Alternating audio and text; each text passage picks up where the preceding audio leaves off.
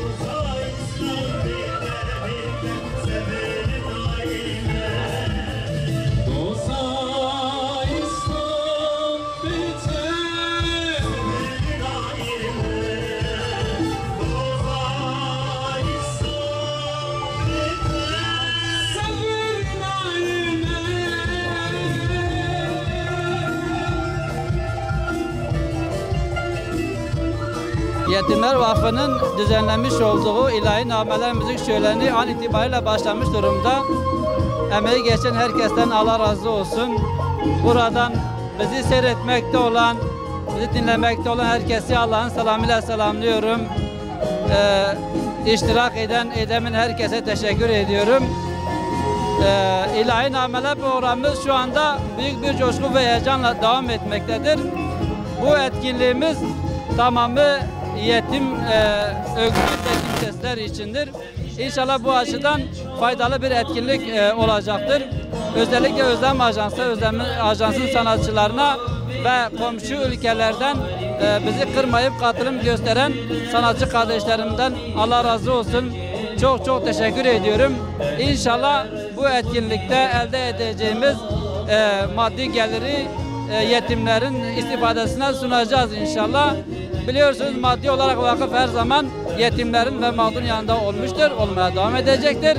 İnşallah farklı etkinliklerle bu faaliyetlerini sürdürecektir. Bu konuda vakfımız üzerine düşen görevi hakkıyla, layıkıyla inşallah yapacaktır. Ayrıca şu anda yetimler yararına yan tarafta bir kermesimiz vardır. Yine yetimlerin yararına olmak üzere kumbaralar bırakmıştır. Burada elde edeceğimiz gelir inşallah onların harcamaları için istifadelerine sunacağız. Tekrar katılım gösteren, emeği geçen herkesten Allah razı olsun. Herkese çok çok teşekkür ediyorum. Hayırseverlere bir kez daha sizin aracınızla bir çağrıda bulunuyorum.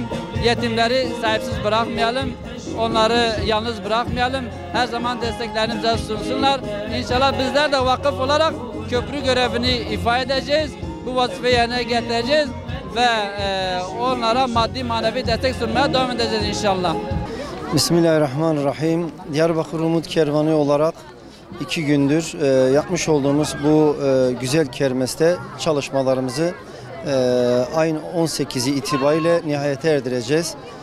İnşallah Yetimler Vakfı'nın da bugün gerçekleştirici bu konseriyle birlikte bunu doğruğa çıkarmış bulunmaktayız. Görüldüğü gibi bir şölen havasında geçiyor.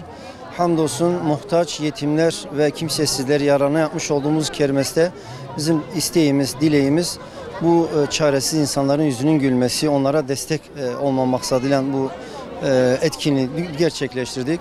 Ben öncelikle bu alanda bulunan ve bu alanın dışında bizlere katkı ve destek sunan tüm esnaflarımıza, Diyarbakır halkı başta olmak üzere tüm hayırsever bağışçılarımıza sizin adınıza çok çok teşekkür ediyoruz.